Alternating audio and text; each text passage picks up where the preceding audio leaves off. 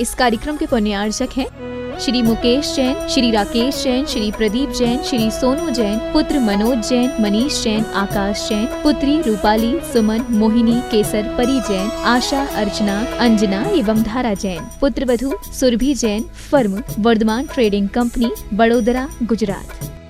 श्री पवन कुमार सेठी, श्रीमती पाना देवी सेठी, श्री विनय सेठी, श्रीमती शर्मिला सेठी, श्री विकास सेठी, श्रीमती रीमा सेठी, श्री विवेक सेठी, श्रीमती संध्या सेठी, श्री विशाल सेठी, श्रीमती अनीता सेठी, श्री रोहिल सेठी, श्रीमती मेघना सेठी, बविता पाटनी, श्री कैलाश पाटनी, वंदना जैन, श्री संजय जैन, जागृति पाटनी, श्री अरिहंत पाटनी, साहिल, प्रियांक, पलक, जयादित्य, रिशैल, कविश, दयोतित, कोलकाता, मुंबई एवं दीमापुर निवासी। फर्म फूलचंद पवन कुमार सेठी, दीमापुर, कोलकाता, मुंबई।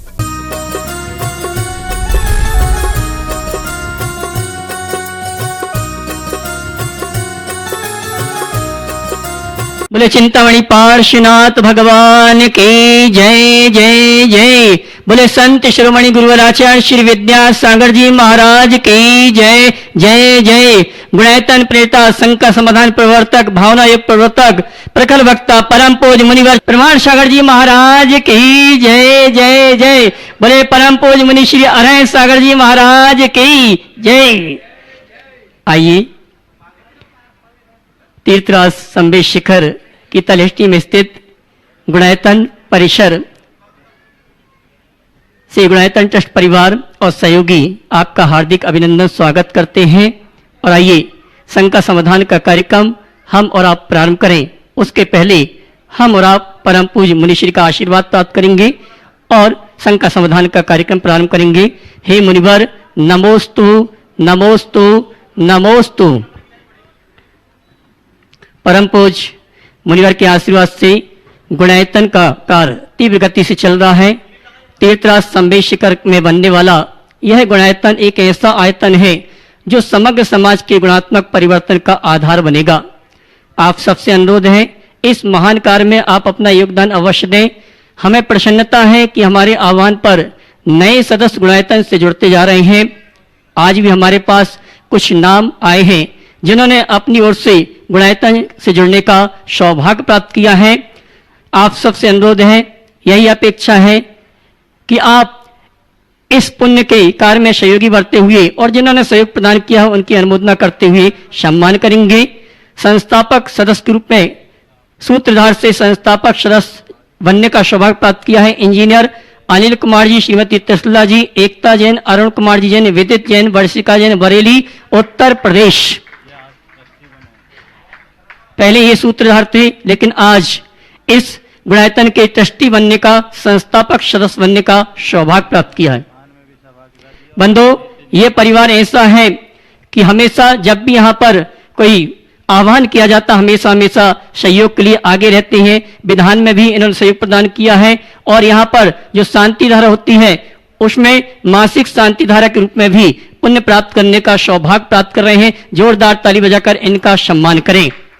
इसी क्रम में निर्माण शार्थी के रूप में 51,000 रुपए की राशि देकर जिन्होंने सौभाग्य प्राप्त किया है श्री पद्मभूषण केपी जी, श्रीमती वत्सला एचपी जी, श्री मनोज जी, श्रीमती पूर्वा जी कुमारी, प्रतीक्षा जी कटारी बेंगलोर, श्री प्रकाश चंद जी जैन पाटनी, श्रीमती रेखा देवी जी जैन इम्फाल और निर्माण मित्र के रूप में 31,000 रुपए की राशि देकर सहयोग प्रदान कर रहे हैं।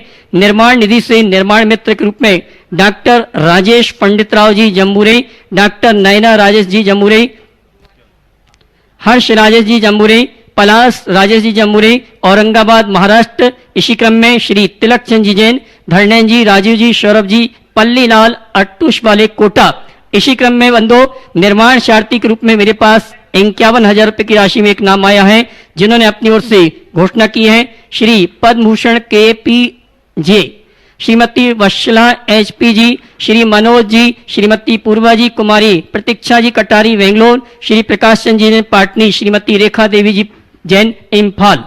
निर्माण निधि के रूप में बंधो यहाँ पर हमने आपने चर्चा की थी, मुनिश्री ने प्रेरणा दी थी कि यहाँ पर जो अतिशयकारी 16 मंडी सिद्ध चक्र महामंडल विधान होगा उस महामंडल में आपको एक नया रूप देखने को मिलेगा।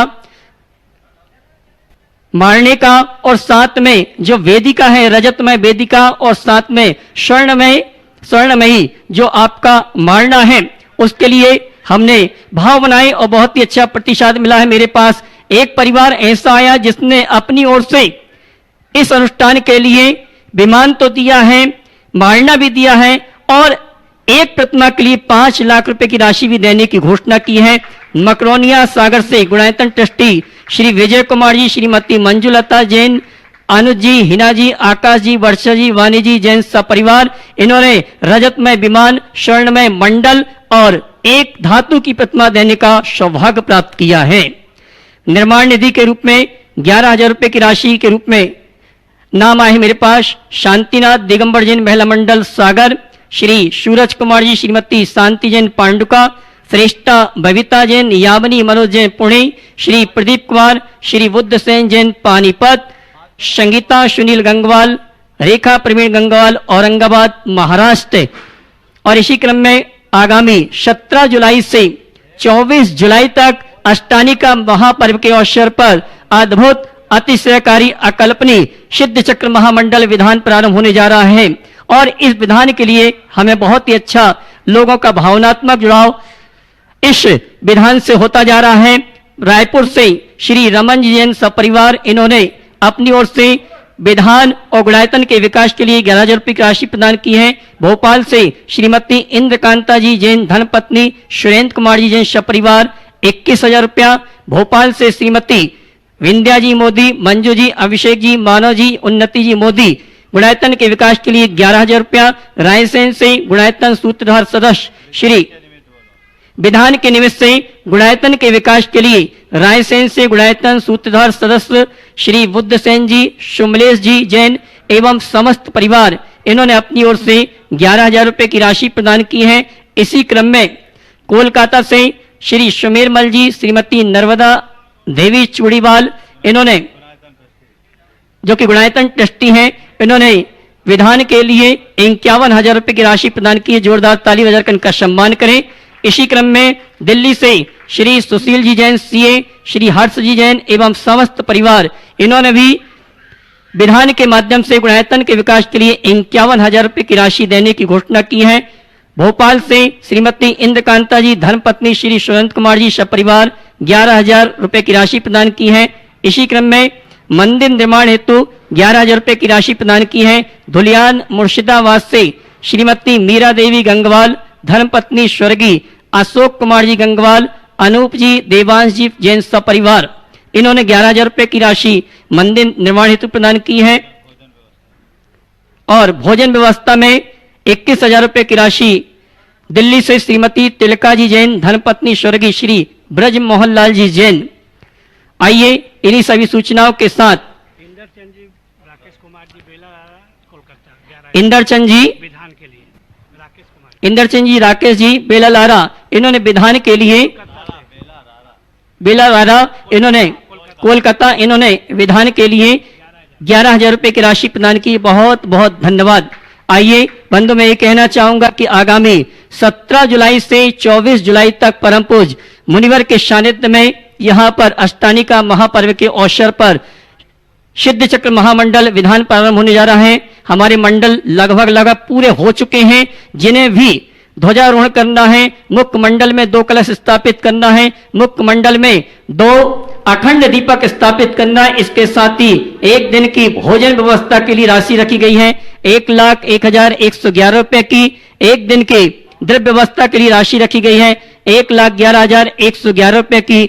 और त्यागी वृत्ति भोजन व्यवस्था के लिए राशि निश्चित की गई है 51,000 रुपए की। जो भी आप सहयोग प्रदान करना चाहते हैं, जिनवाणी चैनल, प्रमाणिक ऐप और पारस चैनल में जो नंबर चल रहे हैं उन नंबरों में संपर्क करके आप अपने दान की राशि लिखा सकते हैं। और बंधो, प्रतिदिन यहाँ पर परम पूज्य मुनिवर के सानिध्य में मुनिवर के मुखाग्रविंद से शांति धारा होती है। आप प्रतिदिन की शांति धारा में सौभाग्य प्राप्त कर सकते हैं।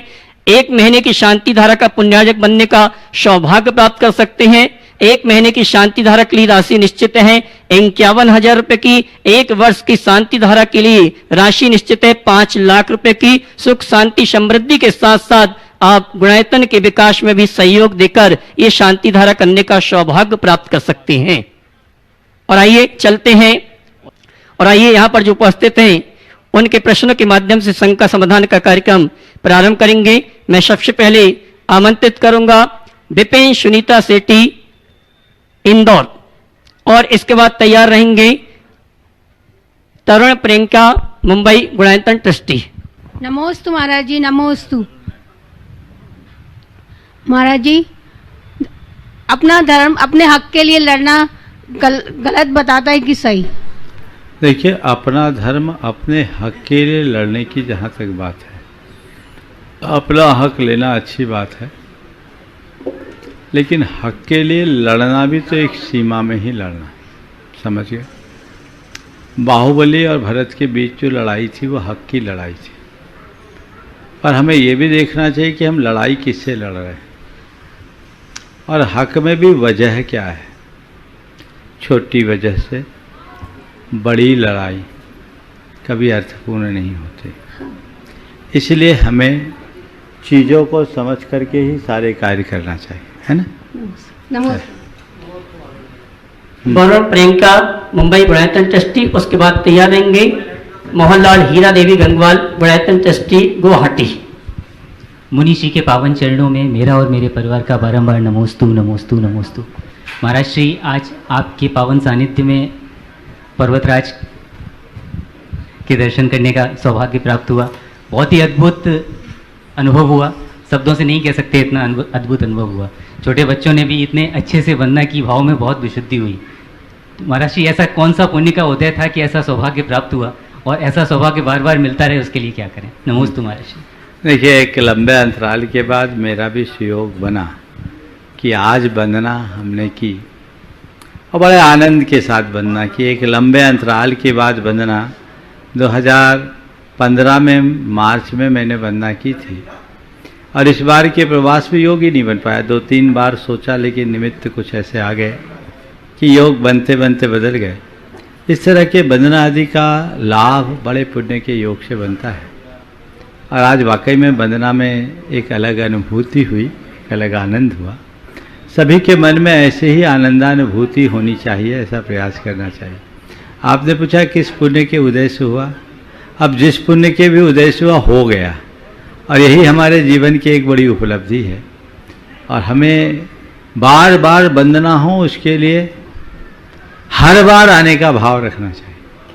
आज जितने लोगों ने भी वंदना की, सबने ये किया कि भगवान हम यहाँ बार बार आए, और तीर्थराज की यही विशेषता है कि यहाँ हर कोई बार बार आने का भाव रखता है।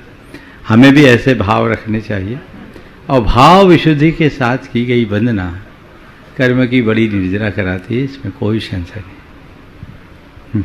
मोहनलाल जी हीरा देवी गंगवाल गुणायतन ट्रस्टी, उसके बाद तैयार रहेंगे अभिषेक जैन आसाम से। महाराज श्री के चरणों में कोटिशा नमन, कोटिशा नमन। महाराज श्री, समेत शिखर पर्वतराज की आज वंदना संपन्न हुई, किंतु बड़े सौभाग्य से आज 2 मुनिराजों का हमें सानिध्य मिला। और प्राय पहले जब भी हम टोंकों पर जाते थे तो ऐसे ही चक्र मार के या फॉर्मेलिटी पूरी करके आ जाते थे, किंतु आज हर टोंक पर आपने गवासन से हर चरणों, भगवान के हर चरणों पर आपने गवासन में बैठ के नमन किया और पूर्ण अर्घ बोले, और सब भक्तों ने भक्ति भाव से अर्घ चढ़ाए हैं। महाराज, मेरा क्वेश्चन ये है कि पर्वतराज की हम वंदना तो करते हैं, तो वंदना में और पर्वतराज की पूरी परिक्रमा से क्या फल अलग मिलता है? देखिए, सबसे पहली बात तो मैं लोगों से कहूँगा कि वंदना करने इतनी मेहनत के साथ जाते हो तो भाग के जल्दी आने की आकुलता क्यों? मुझसे लोगों ने कहा महाराज जी आप इतने लेट आए। अरे मैंने कहा मेरा बस चलता तो मैं और 2 घंटा लेट आता, ये तो आकुलता थी इसलिए नीचे आ गया। वंदना करने जाएं तो पूरे उमंग से भरकर जाएं, आनंद से जाएं। और मैं तो बहुत ऊर्जा लेकर आया। मुझसे अभी कहा गया महाराज आप थक गए, आज संघ का समाधान रहने दो। मैंने कहा मैं थका नहीं हूँ, मैं तो ऊर्जा लेकर के आया हूँ, और मैंने हर टोक से भगवान के उस दिव्य परमोदारिक रज को अपने माथे पर लगा कर गया हूँ, उससे अपने आप को शराबोर किया हूँ। शरीर थकता है लेकिन मन कभी नहीं थकना चाहिए। हर टोक में हमारे अंदर का उत्साह बढ़ना चाहिए। ठीक है, मौसम की प्रतिकूलता, अन्य चीज़ों से शरीर पर एक वैसा प्रभाव पड़ता है, लेकिन हमें अपने उत्साह को बना के रखना चाहिए। आपने पूछा वंदना और परिक्रमा में किसका लाभ? दोनों के अपने मजे हैं। वंदना भी करो और मौका आने पर परिक्रमा भी करो, आनंद तभी हो। नमस्ते महाराज। ओ अभिषेक जैन आसाम से, उसके बाद अगले प्रश्न के तैयार रहेंगे राकेश जैन कृष्णई आसाम से, गुणायतन सूत्रधार। आचार्य श्री 108 प्रमाण सागर जी आचार्य नहीं भैया, मुनि मुनि बोलो। श्री 108 प्रमाण सागर जी महाराज की जय। नमोस्तु नमोस्तु नमोस्तु महाराज श्री। महाराज श्री, मेरा क्वेश्चन कुछ अलग है। मैं ये जानना चाहता हूँ कि कल मेरे शादी का सालगिरह है। मैं आसाम खारोपेटिया से आया हूँ शिखर जी दर्शन करने आप सब और यात्रा करने के लिए। इसको किस हिसाब से हमें सेलिब्रेट करना चाहिए? हम लोग सारे बर्थडे या कोई भी घर में कुछ भी त्यौहार होता है तो उसे धूमधाम से मनाते हैं, तो अपने ये शादी का सालगिरह को अपने को किस हिसाब से आगे बढ़ना चाहिए? मुझे बहुत प्रसन्नता हो रही है इस बात से कि तुम जैसे युवा अपने विवाह की वर्षगांठ को, हो सकता पहली दूसरी ही होगी, कौन सी है? पांचवी, और धार्मिक भाव से सेलिब्रेट करने का मन बनाए। हमें हमेशा एक बात अपने मन में गांठ की बांध कर रखना चाहिए कि मूल अगर सुरक्षित है तो पेड़ सुरक्षित होगा। मूल सूख जाए तो पेड़ को कोई हरा भरा नहीं बना सकता।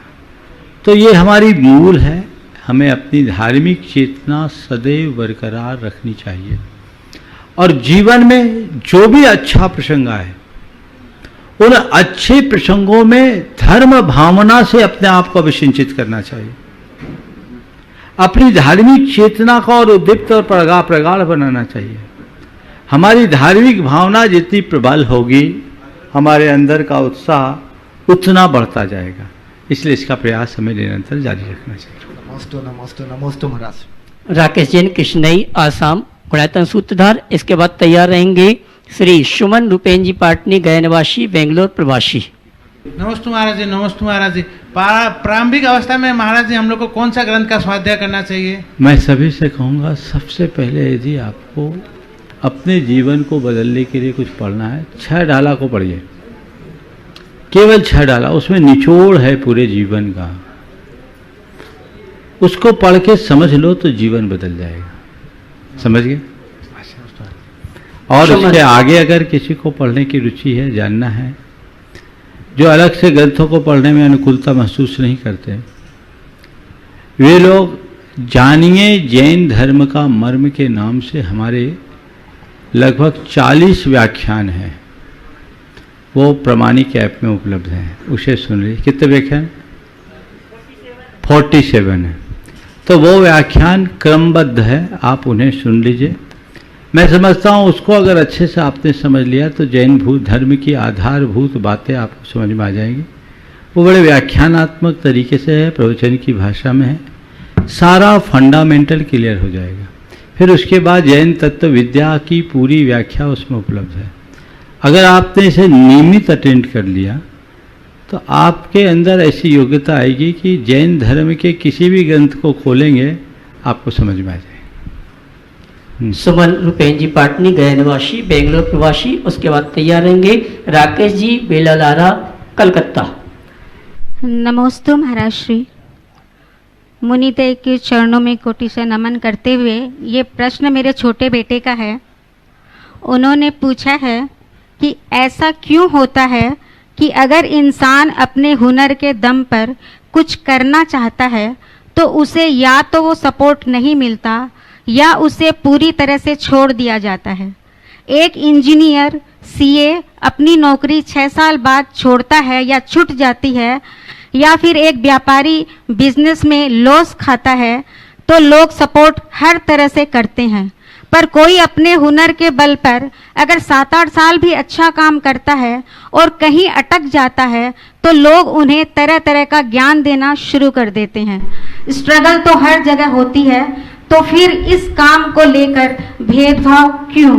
अकेले राह पर चलना मुश्किल होता है, फिर भी अगर खुद पर विश्वास रखकर हुनर के बल पर कोई आगे बढ़ता है, बाहर के लोग भी अप्रिशिएट करते हैं, फिर भी ऐसा क्यों होता है कि उन्हें हमेशा खुद को अपनों के सामने साबित करना पड़ता है? क्या काम में सच्चाई काफी नहीं?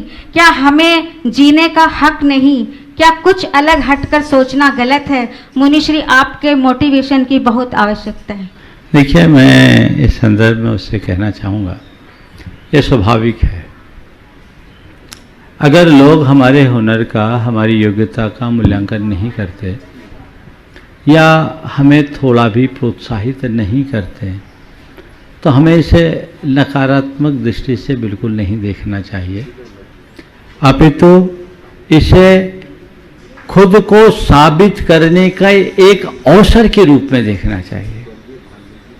जिस व्यक्ति के अंदर योग्यता है, प्रतिभा है, भावना है, वो व्यक्तियों को कहीं पीछे नहीं होना चाहिए। प्रतिभा कभी किसी की मोहताज नहीं होती।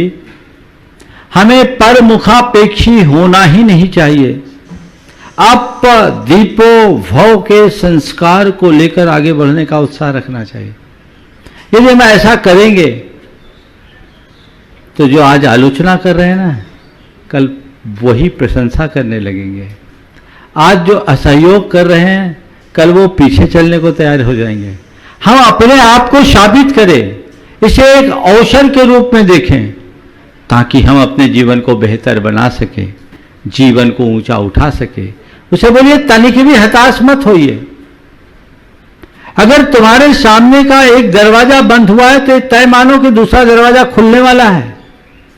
मेरे सामने अवसर आएगा। जब भी हमारे सामने कोई प्रतिकूल परिस्थिति आए तो उसे अपने सामने आई एक प्रतिकूलता के रूप में देखने की जगह चुनौती भरे अवसर के रूप में देखो और अपनी कुशलता से उसे उपलब्धि में परिवर्तित करो। यदि ऐसा हम करेंगे तो हम अपने जीवन में बहुत कुछ कर सकते हैं। बहुतों के साथ ऐसा होता है। जब व्यक्ति अपने आप को एकाकी महसूस करने लगता है, उसे लगता है कि मेरे सामने कोई नहीं है, तो हताश कभी नहीं होना चाहिए। जीवन का पथ बढ़ाने के लिए सचेष्ट रहना चाहिए। राकेश जी बेला राधा कलकत्ता, उसके बाद तैयार रहेंगे अशोक वीणा पाटनी इंदौर। नमोस्तु महाराज श्री। मेरा प्रश्न है महाराज श्री, इस पंचम काल में जब अभी मंदिर के दर्शन नहीं हो रहे हैं और भाव भी इधर उधर भटक रहे हैं, तो मन को शांत करने के लिए और मन को दृढ़ता लाने के लिए क्या करना चाहिए? और बच्चों को हम लोग कैसे संस्कारित करें कि बच्चे भी आगे जाके उज्जवल भविष्य की कामना करें? देखिए, एक पंचम काल के कारण नहीं, महामारी के काल में हमारा दर्शन बाधित हुआ, लेकिन इसके बाद भी दर्शन हो रहा है। मैं तो ये समझता हूँ कि महामारी के दौर में जितने अच्छे से लोगों ने धर्म ध्यान किया है, वो आम दिनों में भी नहीं किया। बस जिसकी निष्ठा जीवित रही, जिसकी श्रद्धा बलवान रही। पहली बार का जो लॉकडाउन 3-4 महीना चला, लोगों का पूरा समय धर्म ध्यान में कटा। खूब प्रवचन सुने। कई लोगों ने बोला, महाराज हमारे घर के लोगों ने तो नियमित भक्तामर का पाठ किया, पूजा किया, स्तोत्र पढ़ा, सब कुछ जितना धार्मिक क्रिया कर सकते हैं किया। आप लोगों ने भी किया होगा, किया कि नहीं किया? जरूर महाराज जी। बाद में भी लोगों ने किया। और मैंने महसूस किया पिछले पर्यूषण पर्व में जैसा शिविर हमारा हुआ, वैसा शिविर पिछले 15 सालों में कोई नहीं हुआ। लेकिन इस बार महाराज, मैं बात कर रहा हूं, सुनो पूरी बात। पिछले शिविर में 20,000 से ज्यादा लोगों ने रजिस्ट्रेशन कराए थे। हमारे शिविर में तो 3,000 की कैपेसिटी रहती। 20,000 लोगों ने रजिस्ट्रेशन कराया और घर में शिविर की सारी गतिविधियों में अपनी सहभागिता दी। और लोगों ने इसी मंच से कहा कि महाराज हर साल के शिविर में तो हम ही आते हैं, लेकिन इस बार के शिविर का प्रताप ऐसा हुआ कि हमारे बच्चे भी उसमें सम्मिलित हुए, हमारे परिवार के अन्य सदस्य भी सम्मिलित हुए। तो जिनके हृदय में धर्म से लगाव है, उसके धर्म का तरीका बदल सकता है, लेकिन वो धर्म से कभी विमुख नहीं हो सकता। इस महामारी में भी यही हुआ है, लोगों का धर्म नहीं छूटा, धर्म का तरीका छूटा है। अभी भी ऐसा ही है। कार्तिक की अष्टानिका में 7,000 से ज्यादा लोगों ने अपना रजिस्ट्रेशन कराया था इस विधान में सम्मिलित होने के लिए, जिन्होंने अपने अपने घरों में स्क्रीन पर विधान किया था। इस बार भी यहाँ मंडल तो 16 ही है। मुझे जानकारी मिली आज भी लोगों का दबाव आ रहा है कि हमको तो मंडल चाहिए ही। हमने भी कहा भैया ठीक है, कोई रास्ता निकलेगा, जितना निकलेगा, पांडाल जितना बड़ा है, व्यवस्थाएं जितनी उतनी हो सकती है। बहुत सारे लोग इंडिविजुअल भी यहाँ इस विधान में सम्मिलित होने का भाव रख रहे हैं, लेकिन मैं सबसे कहूँगा यहाँ की एक मर्यादा है। घरों में आप इसका पूर्ण आनंद ले सकते हैं, ससंकल्प, और लीजिए। इससे एक अतिरिक्त लाभ भी होगा। आपका घर सिद्ध चक्र मंडल के मंत्रों से अनुगुंजित हो जाएगा। ये अवसर रोज रोज नहीं मिलता। ये मीडिया का प्रभाव है, टेक्नोलॉजी का सही उपयोग का प्रमाण है, बशर्ते आप उसे अनुष्ठान की तरह देखिए। पिछले विधान में अशोक जी पाटनी सरीखे आ नहीं पाए थे, पर उन्होंने घर में मांडला मांडकर विधान का वो मजा लिया जो प्रत्यक्ष लोग नहीं ले सकते, पूरा परिवार उसमें शामिल है। इस बार भी उन्होंने ऐसा ही भाव व्यक्त किया है। तो जिसको आने की अनुकूलता नहीं है, बल्कि आने की अनुकूलता आप बनाओगे भी तो यहाँ व्यवस्था नहीं है, समझिए। भावना भाई है, आगे आने वाले दिनों में उसकी भी मैं चर्चा लगे हाथ कर ही लेता हूँ। यहाँ पर हमने कार्तिक के अष्टानिक में एक भाव व्यक्त किया था कि इस मंडल विधान में हर बार जो 84 मंडल के विधान हुए, सब लकड़ी के छोटे छोटे विमान टेम्परेरी जो बने सो बन गए, वो अच्छे नहीं लगे थे। भाव व्यक्त किया था कि ये सब विमान भव्य वेदी नुमा होना चाहिए, जो रजतमयी हो, स्वर्णमयी हो। और उस समय लोगों ने भाव व्यक्त किए। 108 विमान वेदी और मंडल की बात थी, नाम बहुतों के आ गए थे। मुझे जो सूचना मिली उसके अनुसार 122 के आ गए थे। 122 में मुझे जानकारी मिली कि 22-23 लोगों का तो केवल नाम है, पता ही नहीं उनको खोजे कहाँ, गांव तक का नाम नहीं मालूम। तो पहले तो मैं लोगों से कहना चाहता हूं, जिन लोगों ने अपने भाव व्यक्त किए थे, यदि उन तक यहाँ से समिति ने संपर्क नहीं किया है तो वे खुद चला करके संपर्क कर ले और अपना भाव व्यक्त कर दे। और उस समय मंडल की और विमान की जो राशि बताई गई थी अनुमानित, बहुत कम थी। जितनी बताई गई थी लागत उससे दूनी आ रही है, क्योंकि बहुत सुंदर डिजाइन है। आप लोगों ने भी उसका चित्र देखा भी है। ये चित्र है विमान का और ये चित्र है मंडल का। 70 किलो वजन का मांडना है और 70 किलो का ही विमान है। आप समझ लीजिए आज के समय में मेटल का वजन और कितनी इसकी कास्ट होगी। लेकिन ये अपने आप में अद्भुत है। तो बहुत थोड़े मुझे जैसे जानकारी मिली 8-10 नाम बाकी हैं, 2-3 नाम तो आ गए। जिनको भी इसमें भागीदारी रखना है रख ले। फिर इसमें बात आई थी कि 108 विमान आए तो 108 भगवान भी आने चाहिए। तो उस समय तो मैंने कुछ नहीं कहा था, अभय भाई का बार बार था कि 108 भगवान भी बना दें। तो यहाँ शिखर जी में आने के बाद पहले शिखर जी के मंदिर, गुनायतन के मंदिर में भूतल पर मंदिर बनाने की कोई योजना नहीं थी। वहाँ की योजना में वहाँ 14 गुणस्थान को प्रदर्शित करने का लक्ष्य था, लेकिन जिस टेक्नोलॉजी से उसे प्रस्तुत किया जा रहा है वो वहाँ संभव नहीं है। और इसलिए गुनायतन के पूरे थीम पार्क को सामने के विशाल परिसर पर शिफ्ट कर दिया गया, जो आज बन करके तैयार है, बहुत जल्दी होगा। तो उसके मूल में मूल वेदी बनेगी, जिसमें 108 जिन प्रतिमाएं होंगी, जिसमें 4 मूल नायक होंगे, वो तो रिजर्व हो चुके। और ये भगवान की प्रतिमा होगी, जिन प्रतिमा होगी 108 जिन प्रतिमा। उन 108 जिन प्रतिमा को जिनको विराजमान करने का सौभाग्य प्राप्त करना है, उसके लिए मैंने जो बताया था राशि बता दो। बंधु, एक प्रतिमा के लिए राशि निश्चित है 5 लाख रुपए की, और इतनी भव्य वेदी उसकी बन रही है, वैसी वेदी आपने कभी देखी ही नहीं होगी। इस तरह की इतनी कलात्मक वेदी है। उस वेदी में भगवान को विराजमान किया जाना है। अभी वेदी और मूल नायक की चर्चा मैं नहीं कर रहा हूं, उसके लिए मेरे पास ऑलरेडी नाम है और मेरे साथ तो समस्या ये है जितने जरूरत है उससे ज़्यादा नाम है। अब वो उसके लिए तो मैं देखूंगा और किसका सौभाग्य जगता है।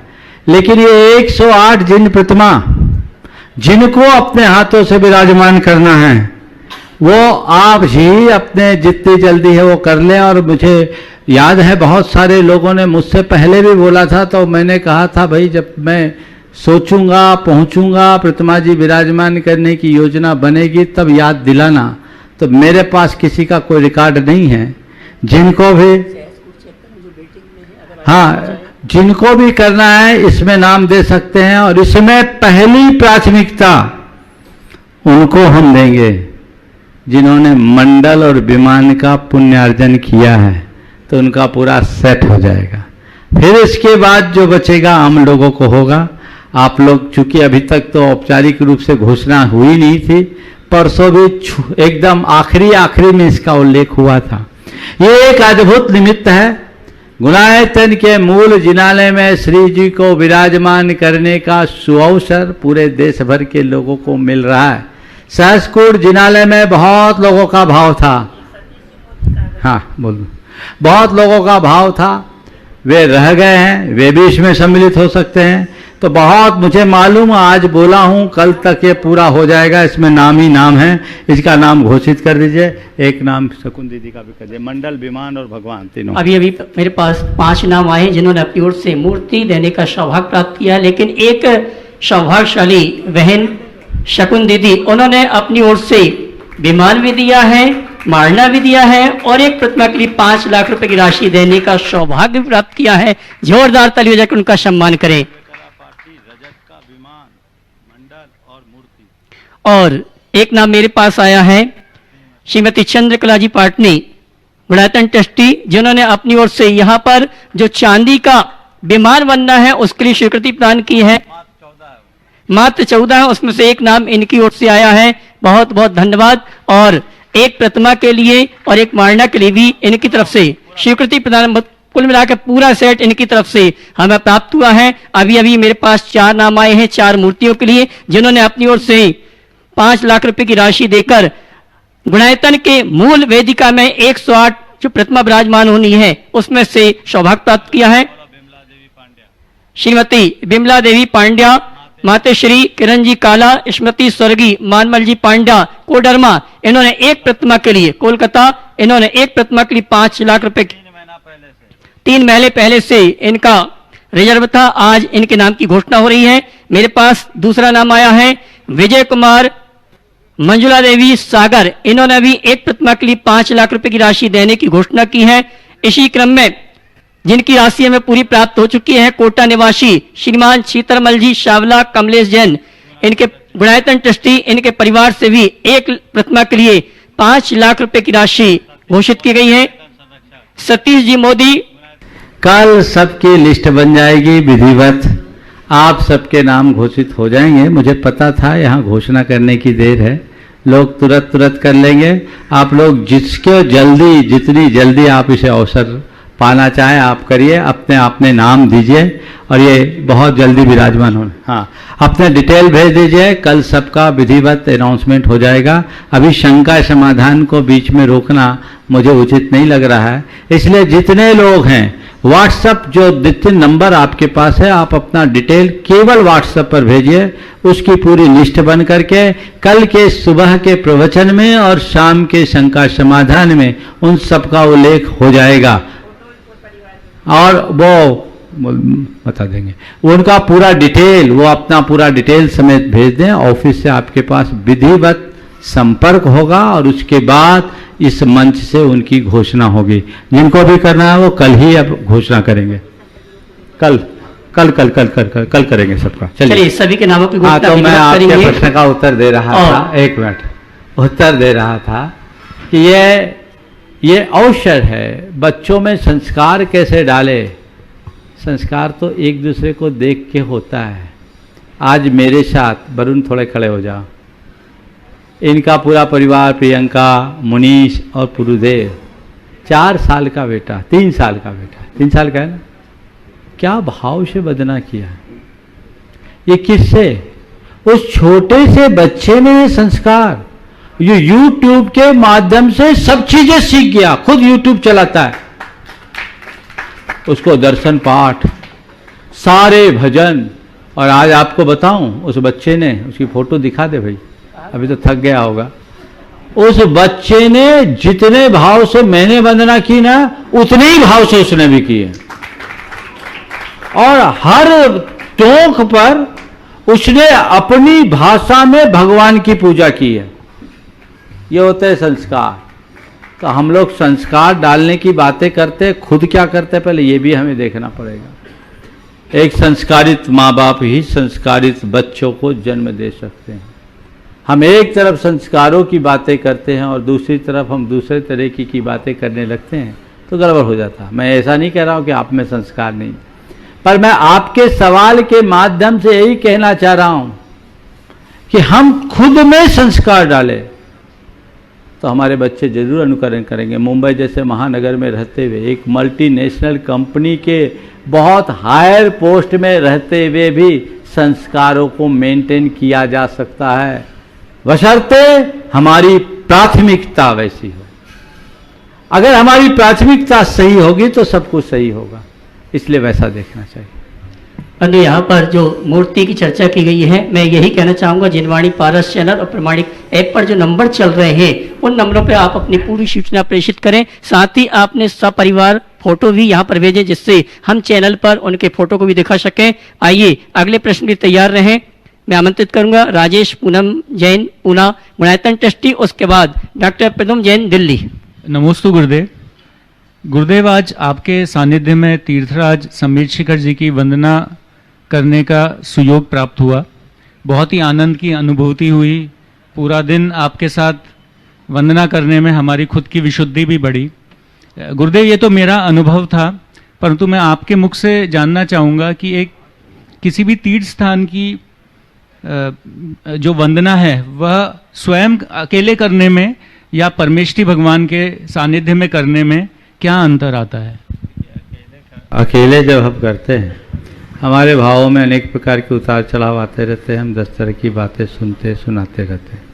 लेकिन जब हम गुरुओं के सानिध्य में करते हैं तो हमारी भाव विशुद्धि बढ़ती है। इसलिए कहते हैं, अगर आप किसी तीर्थ की वंदना अकेले कर रहे हैं और गुरु चरणों के सानिध्य में कर रहे हैं, तो उसकी वंदना का फल हमारे लिए अनंत गुना बढ़ जाता है। ऐसा अनुभव करना। नमोस्तु। डॉक्टर प्रदुम जैन जी, दिल्ली। इसके बाद तैयार रहेंगी श्रीमती चंद्रकला जी पाटनी, रांची, गुणायतन ट्रस्टी। नमोस्तु महाराज श्री। महाराज श्री, हमारी जो पृथ्वी है वो गोल है और अपने जैन आगम के अनुसार वो चपटी है, तस्त्री के नुमा। मैं अभी पीछे कोई रिपोर्ट पढ़ रहा था 1-1.5 साल पहले नासा की, उसमें कहा जो हमारी गैलेक्सी है वो बिल्कुल तस्त्री नुमा है। अब मेरा क्वेश्चन ये है, मेरे मन में कुछ शंकाएं हैं। आजकल जैसे पिछले 2-3 महीने में काफ़ी रिपोर्ट्स आ रही है एलियंस के बारे में, परग्रही जीव जो आ रहे हैं वो हमारी ही गैलेक्सी के किसी न किसी प्लेनेट से आ रहे हैं। तो इस पर हमारा जैन आगम क्या कहता है? क्या दूसरे ग्रह पे जीव हैं और वो किस उस कैटेगरी में आते हैं, या हम उसे इस तरह से देखें विदेह क्षेत्र, एरावत क्षेत्र, अलग अलग उसमें? देखिए, वर्तमान भूगोल और खगोल का हमारे शास्त्रों में वर्णित भूगोल खगोल से सीधा सामन नहीं बैठता, और उसकी सबसे बड़ी वजह यह है कि हमारे शास्त्रों में जो वर्णन है वो शाश्वत धरा का है और हम जहाँ रह रहे हैं वो अशाश्वत पृथ्वी है। इस अशाश्वत पृथ्वी में काल के प्रभाव से बड़ा परिवर्तन होता है। इस धरती में भोग भूमि से कर्म भूमि की ओर आने वाले परिवर्तन के समय ये धरती 1 योजन ऊपर उठी, और 1 योजन ऊपर उठ जाना एक बहुत बड़ा भौगोलिक परिवर्तन था। इससे इसमें अनेक शुद्ध पर्वत और उप समुद्र प्रकट हो गए। इसलिए भरत और ऐरावत क्षेत्र के आर्यखंड का शेष जम्बूद्वीप से कनेक्शन टूट गया। हो सकता उसकी वजह से हमारी इस धरती ने ग्लोबल सेफ ले लिया हो और उससे इस धरती के कई अंश छिटक कर इधर उधर भी गए हों, जिसे दूसरे प्लैनेट्स के रूप में कहा जा सकता। वहाँ जीवन के अस्तित्व को नकारा नहीं जा सकता, क्योंकि इस तरह के निषेधपरक बातें हमारे यहाँ नहीं। पर चूंकि हमारे शास्त्रों में उतना विस्तार से वर्णन उपलब्ध नहीं दिखता, इसलिए हम उनके विषय में बहुत ज़्यादा कुछ कहने की स्थिति में भी नहीं। चूंकि हमारे हजारों ग्रंथों को होली की तरह जलाया गया है, आज उन ग्रंथों की टीकाएं हमारे पास उपलब्ध नहीं है, इसलिए इस विषय में कुछ कह पाना संभव नहीं दिखता। लेकिन जिन्हें भी ऐसे अवसर का लाभ लेना है, वे लाभ ले सकते हैं और जीवन में बदलाव घटित कर सकते हैं। ऐसा पुरुषार्थ करना चाहिए। ये प्रयास यदि जीवन में घट गया तो हमारा जीवन धन्य हो सकता है। अब ये जो गैलेक्सी में परिवर्तन की बात की जा रही है और एलियंस की बातें की जा रही है, एक संभावना बनती है विद्याधरों की श्रेणियों की। जैन शास्त्रों के अनुसार विद्याधर एक विशेष प्रकार के मनुष्य होते हैं जो हमसे बहुत उच्च टेक्नोलॉजी से जुड़े हुए हैं। वे तंत्र जीवी हैं और उनके जीवन में जन्म से ही उनके साथ प्रज्ञापनी आदि विद्याएं होती हैं। हो सकता है वे विद्याधर भी किसी रूप में यहाँ आते हों, क्योंकि विद्याधरों का पंचम काल में आवागमन का निषेध नहीं है। पर जो भी हो, ये तो विज्ञान के लिए भी एक पहेली है और हमारे शास्त्रों में इसका कोई स्पष्ट वर्णन देखने को नहीं मिलता। इसलिए इस विषय में हम अवधान पूर्वक कुछ बात कहने की स्थिति में नहीं। श्रीमती चंद्रकला जी पाटनी रांची गुणायतन ट्रस्टी, उसके बाद तैयार रहेंगे अशोक बीणा पाटनी इंदौर। नमोस्तु महाराज श्री।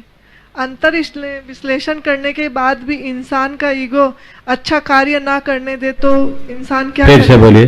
अंतर विश्लेषण करने के बाद भी इंसान का ईगो उसको अच्छा कार्य करने ना दे तो क्या करे इंसान? दोबारा अंतर विश्लेषण करें। समझ में आ गया कि बीमारी है और उसके बाद भी इलाज करने के लिए वो तैयार ना हो, इसका मतलब दो है, या तो वो बीमार ही रहना चाहता है या उसने अपनी बीमारी को पकड़ा नहीं। अगर हमें दिख रहा है कि हमारा ईगो हमारे सुखों को खंडित कर रहा है, तो हमें चाहिए कि हम उस ईगो को गौन करें। भैया थोड़ा साइड हो जाया कर। हम उस ईगो को गौन करें और अपने जीवन का पथ प्रशस्त करें। और गहराई से अगर हमने कोई अंतर विश्लेषण किया है, अपनी कमियों को देखा है, तो उसे दूर करें। हाँ, कई बार ऐसा होता है कि हम दूर करना चाहते हैं पर दूर कर नहीं पाते। वहाँ पर हमारे पुराने संस्कार हम पर हावी हो जाते हैं। उन संस्कारों के परिणाम स्वरूप जो हमें करना है हम वो चाह करके भी नहीं कर पाते। तो जैसे क्रॉनिक बीमारी एक दो डोज में नहीं जाती, तो उसके लिए एक लंबी चिकित्सा की जरूरत होती है। ऐसे ही अगर हमें लगता है कि मेरी कोई कमजोरी है, मेरी कोई दुर्बलता है और उसे दूर करने के लिए हम संकल्पित होते हैं, फिर भी वो दुर्बलता बार बार हावी होती है, हताश न हो, प्रयास जारी करें, प्रयास जारी रखें। बार बार प्रयास करेंगे, प्रयास जारी रखेंगे, शुभ परिणाम आएंगे, जीवन में बदलाव आएगा। अशोक बीड़ा पाटनी इंदौर, उसके बाद तैयार रहेंगे मुन्ना रीता पहाड़िया कोलकाता गुणायतन ट्रस्टी। नमस्तु महाराज जी, नमस्तु महाराज जी, नमस्तु। मेरा प्रश्न ये है कि संयुक्त परिवार होने के नाते भी है ना, आपस में तालमेल क्यों नहीं बैठता? संयुक्त परिवार होने के नाते भी आपस में तालमेल क्यों नहीं बैठता? अरे संयुक्त परिवार बिना तालमेल के थोड़ी होता है। आज के युग में अगर कहीं संयुक्त परिवार है तो इसका मतलब यह है कि कहीं ना कहीं तालमेल बना है, इसलिए है। तालमेल टूट गया होता तो वियुक्त हो जाते, संयुक्त कहाँ रहते। हाँ, थोड़ी बहुत ऊंची नीची होती है तो उस ऊंची नीची को एडजस्ट करो, छोटी मोटी बातों को नज़रअंदाज करके चलना सीखें, तब हमारा काम हो सकता है। ध्यान रखना, परिवार हमेशा त्याग मांगता है, परिवार हमेशा त्याग मांगता है। एक दिन मैंने कहा था, मतदान से देश और मन दान से परिवार चलता है। मतदान नहीं करोगे तो देश नहीं चलेगा, और मन दान नहीं करोगे तो परिवार नहीं चलेगा। अगर आप चाहते हो कि मेरा परिवार बंधा रहे, तो आपको चाहिए कि आप छोटी छोटी बातों को नजरअंदाज कीजिए। सब कुछ मेरे मन का हो, अगर ऐसा कोई सोच ले, वो परिवार बिखर जाएगा। और जिस परिवार में अपने अलावा औरों के मन का ख्याल रखा जाए, उस परिवार में कभी बिखराव नहीं हो सकता। तो वैसा ध्यान, वैसी दृष्टि अपनी होनी चाहिए। शकुंदी जी सागर गुणायतन ट्रस्टी, उसके बाद तैयार रहेंगे विकर्ष जी शास्त्री गुणायतन। मेरे आराध्य गुरुवर बारंबार नमोस्तु। गुरुवर बोलिए।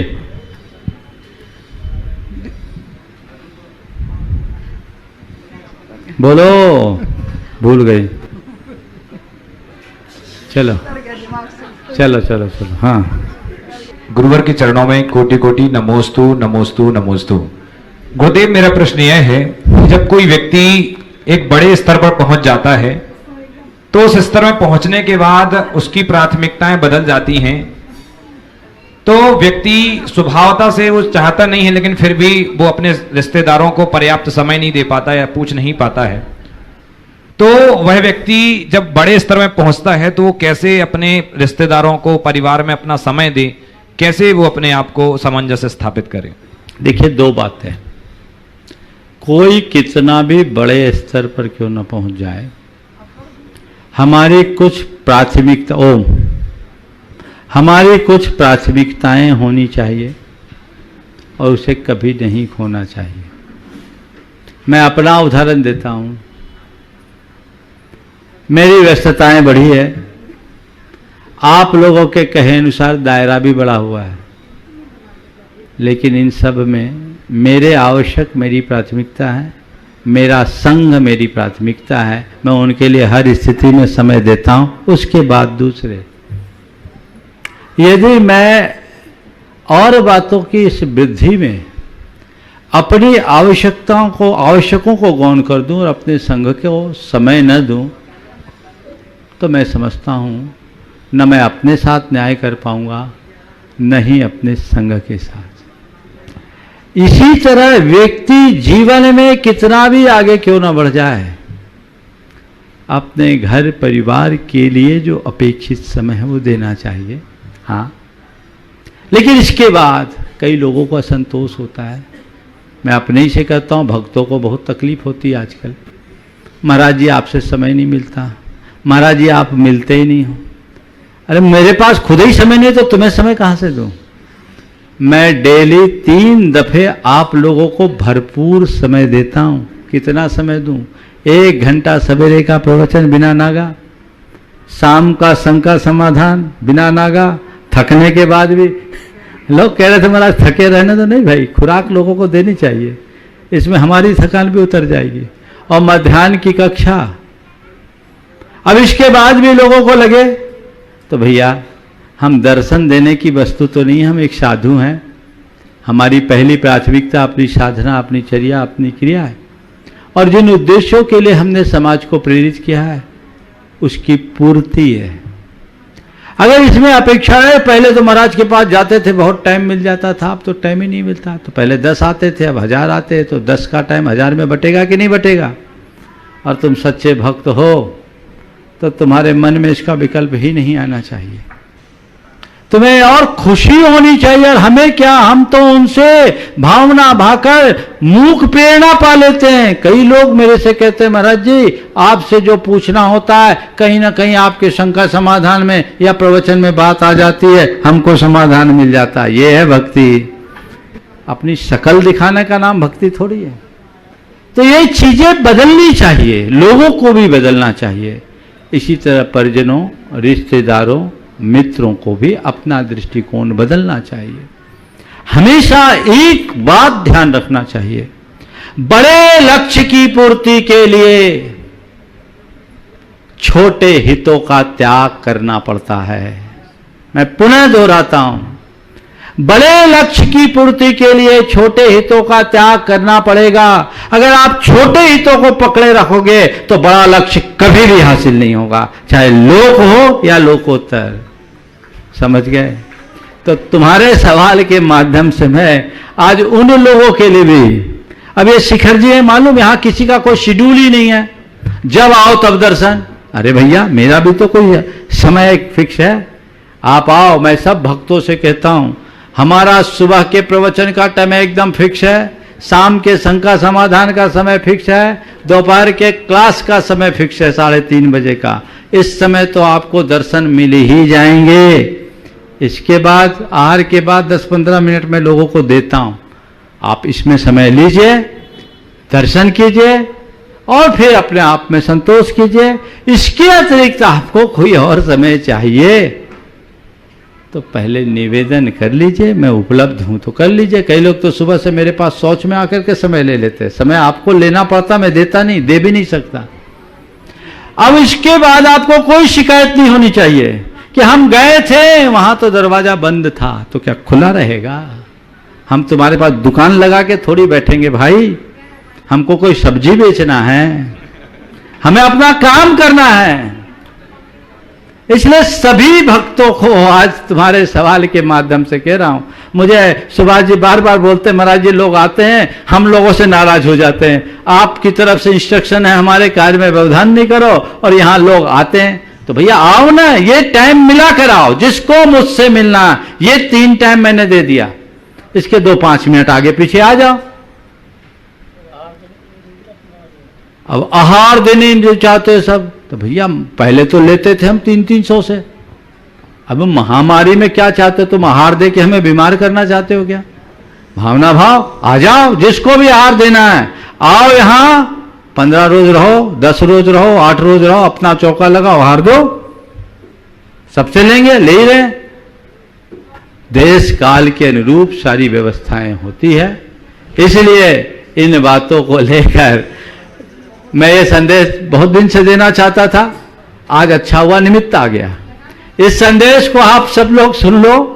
हमारा आप लोगों के प्रति पूर्ण स्नेह और वात्सल्य है, उसमें कोई कमी नहीं है, लेकिन इसके साथ इसका ध्यान तो रखना ही पड़ेगा। हाँ। मैं सम्मान से आमंत्रित करूंगा हमारे गुणायतन के यशस्वी अध्यक्ष विनोद जी काला की लघु भ्राता प्रमोद जी सुधा काला, कोलकाता, और इसके बाद तैयार रहेंगे रिदम जैन, ग्वालियर।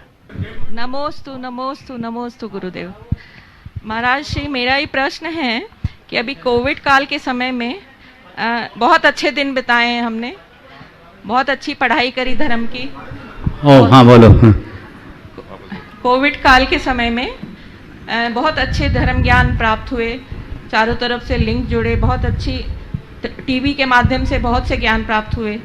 लेकिन महाराज श्री, एक प्रश्न की दुविधा है कि ये अभी ब्रॉडकास्ट लिस्ट जो बनाते हैं लोग धर्म ज्ञान देने के लिए, तो उसमें जैसे कि कोई 1000 लोग जुड़े हुए हैं, उनको वो लोग जोड़ लेते हैं। अब किसी की इच्छा नहीं है उसमें नहीं जुड़े तो फिर भी जोड़ लिया जाता है, तो उसको क्या हम डिलीट करते हैं तो क्या हमें वो उसका पाप बंद होता, पाप लगता है या? देखिए, ये धर्म जबरदस्ती किसी को नहीं देना चाहिए। हाँ। अच्छी भावना है, टेक्नोलॉजी का लाभ लेके, सोशल मीडिया का लाभ लेके लोगों तक पहुंचाए, पर अगर कोई व्यक्ति उसे नहीं चाहता है या उस समय उसकी दूसरी व्यस्तता है तो ऐसे कार्यक्रमों से नहीं जोड़ना चाहिए। हमें ऐसे लोगों को विनयपूर्वक निवेदन कर देना चाहिए, कृपया आप हमें ये मैसेज न भेजें, और ज़्यादा है तो हमें उस ग्रुप से बाहर निकाल दें, तो डिलीट करने की नौबत ही नहीं आएगी और उसकी पुनरावृत्ति नहीं होगी। बिना अनुमति के किसी को हमें जोड़ना नहीं चाहिए, और जोड़ भी लिया और सामने वाला मना करे तो उसे हटाने में संकोच नहीं करना चाहिए। रिदम जैन, ग्वालियर। नमस्ते महाराज जी, नमस्ते महाराज जी, मैं ग्वालियर से आया हूँ।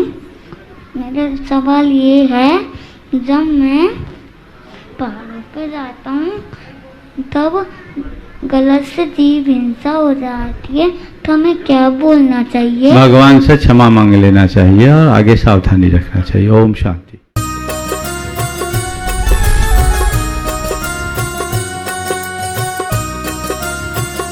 इस कार्यक्रम के पुण्यार्चक थे श्री मुकेश जैन, श्री राकेश जैन, श्री प्रदीप जैन, श्री सोनू जैन, पुत्र मनोज जैन, मनीष जैन, आकाश जैन, पुत्री रूपाली, सुमन, मोहिनी, केसर, परी जैन, आशा, अर्चना, अंजना एवं धारा जैन, पुत्र वधू Surabhi Jain, firm Vardhaman trading company, Vadodara, Gujarat. Shri Pawan Kumar Sethi, Shrimati Pana Devi सेठी, श्री विनय सेठी, श्रीमती शर्मिला सेठी, श्री विकास सेठी, श्रीमती रीमा सेठी, श्री विवेक सेठी, श्रीमती संध्या सेठी, श्री विशाल सेठी, श्रीमती अनीता सेठी, श्री रोहिल सेठी, श्रीमती मेघना सेठी, बविता पाटनी, श्री कैलाश पाटनी, वंदना जैन, श्री संजय जैन, जागृति पाटनी, श्री अरिहंत पाटनी, साहिल, प्रियांक, पलक, जयादित्य, रिशैल, कविश, दयोतित, कोलकाता, मुंबई एवं दीमापुर निवासी। फर्म फूलचंद पवन कुमार सेठी, दीमापुर, कोलकाता, मुंबई।